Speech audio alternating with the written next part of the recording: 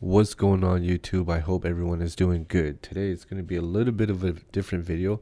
It's not going to be a full rundown of this, but as you can tell by the title, we're doing a first impression of this microphone. It's the Aston Origin, and yes. So right now we're using no pop filter, just a built-in pop filter. We're at just at 0 dBs. We don't have the minus 10 dB pad on it, and we don't have the 80 hertz roll off. I have this connected into my external preamp, the Art Pro MPA2, and we're running about 600 for the impedance. I am going to change the impedance throughout this video because I kind of want to see what it sounds like differently.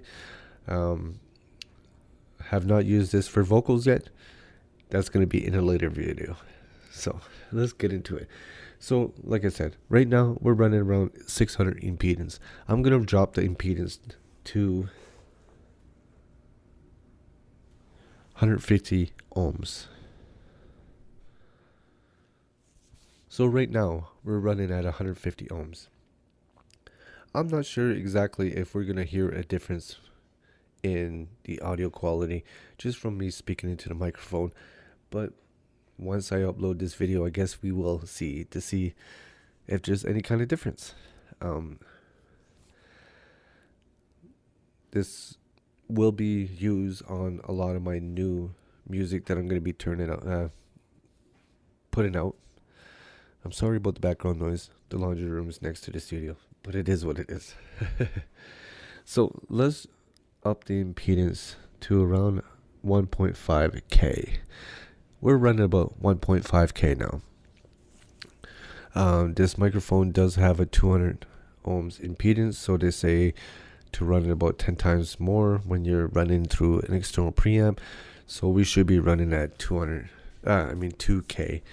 ohms is what they recommend for a higher, richer highs and lower impedance for a warmer lows. So as right now, I'm going to go a little bit more. I'm going to go to 3K ohms. I have no idea how this is going to sound. Not going to know until I upload the video, because I'm not even going to listen to it until I upload the video. But yeah, all my old music was from a microphone that I got from a kit with my first audio interface, which was the Steinberg UR22, something like that. It was a 2-input interface, and it came with the Steinberg ST-MO1, which is just over there. But yeah, this is my studio, running the microphone into my external preamp and then into my interface. My external preamp is pretty clean, so it kind of makes even crappy right mics sound good. So it's kind of not really fair to judge this microphone on its own. I should have it connected directly to my interface, but I don't. So now let's add a pop filter. Even though this has a built-in pop filter, let's see if it makes any sort of difference.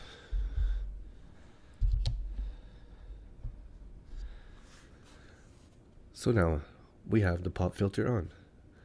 We're still running at 3K ohms for the impedance on the external preamp. I have the 48 volt phantom power engaged. I have the plate voltage engaged on the external preamp, and I also have the plus 20 gain on the preamp, just so I can keep my input gain on the preamp low. That's the only reason why I do that. So I'm not going to engage the minus 10 dB on the microphone, but I am going to roll off the 80 hertz.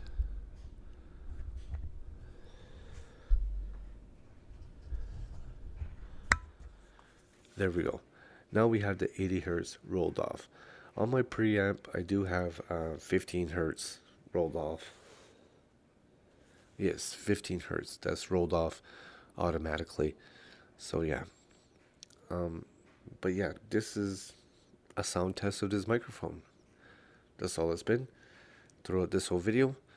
So I'm gonna have a listen back while I upload this video, and hopefully we can see a difference in the impedance for one, and the clarity of this microphone. So I'm gonna go drop back down to 150 ohms for the impedance. We're at 150 ohms. So yeah, let's see if there's any sort of difference in the impedance from the preamp. Which it seems like I'm not getting any sort of connectivity. So let's bring it back up. So right now I'm only changing the impedance, and on my wave file it looks like there was nothing coming in at 150 ohms. So I don't know. We will have to check that out in the video.